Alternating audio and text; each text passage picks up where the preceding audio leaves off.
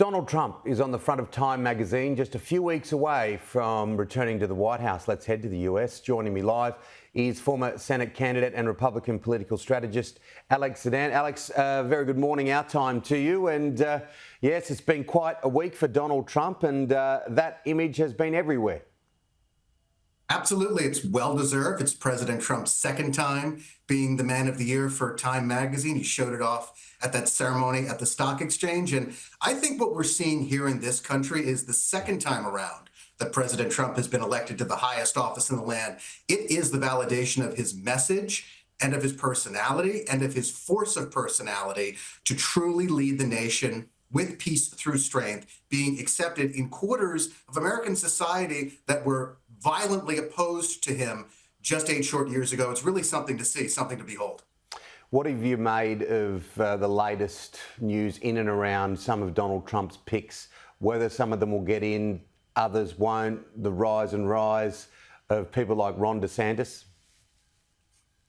Well, look, I think that in any president's administration, there have to be these confirmation processes that go forward, and some nominees are pretty much slam dunks, like I think Marco Rubio over at the State Department. He could get a unanimous confirmation as Secretary of State, and some are more challenging, and some we need to know a little bit more about. The senators think they need to know a little bit more about. That's why we have this process, to develop lines of questioning from the senators, develop information on the background of these nominees, and the Senate ultimately, in most of these cases, is the one that decides which of these nominees will eventually serve on the cabinet. And when you've got senators like John Fetterman, a Democrat from Pennsylvania, saying that he was a total yes on President Trump's nominee to head to the United Nations, Congresswoman Elise Stefanik, I think you're dealing with a very rosy outlook for President Trump's cabinet picks in the U.S. Senate.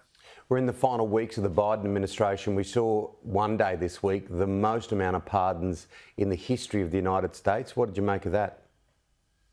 I think it's a drop in the bucket and a slap in the face. The president, the outgoing president, who I feel like I last saw when he wandered into the Amazon rainforest, made sure to pardon his own son after repeatedly promising that he wouldn't. There are individuals in this country who have been sitting in prisons for decades, whether it's on crimes they did not commit or on nonviolent offenses like marijuana possession and marijuana dealing. In most of the United States, marijuana is now legal. President Biden should be taking his time in these last final weeks of his administration to look at their cases and see if he can achieve some measure of justice for the people who were incarcerated for these nonviolent offenses. FBI Director Chris Wray will resign before Donald Trump takes over? Sure. I mean, it's a long time coming. Chris Wray was obviously appointed by Donald Trump. Seems that the two of them have had a falling out, but part of the process is that the incoming president has a free hand to name his own cabinet officials, and that would include the entire scope of the Justice Department. Obviously, Director Wray figured that he was going to be fired anyway, and instead of staying at his post and talking to the president or having the president decide to do one thing or another, he decided to slink away in the dead of night, and I don't think Americans are going to miss him.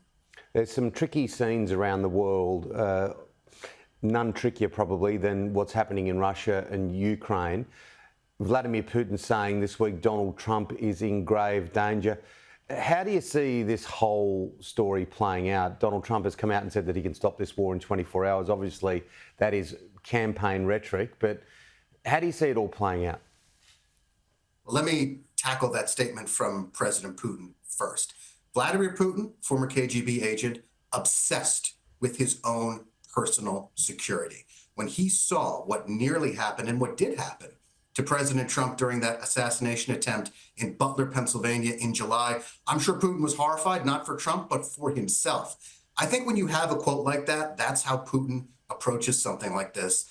Obviously, the war in Ukraine has caused untold, horrible human suffering. Both sides want it to end. The question is how. I think President Trump is on the right track when it comes to a negotiated end to this conflict. The question is, does Putin come to the table? And you've seen some of the aides like Sebastian Gorka, the incoming Deputy National Security Advisor, talk about if Russia doesn't come to the table, then the Trump administration will be prepared to offer Ukraine all sorts of additional lethal aid. There are multiple ways to try and get Russia to the table. I think President Trump is fully open to use both a carrot and a stick if the case requires. Good on you. Good on you, Alex. Thanks, mate. Good to talk. Thank you, Tim.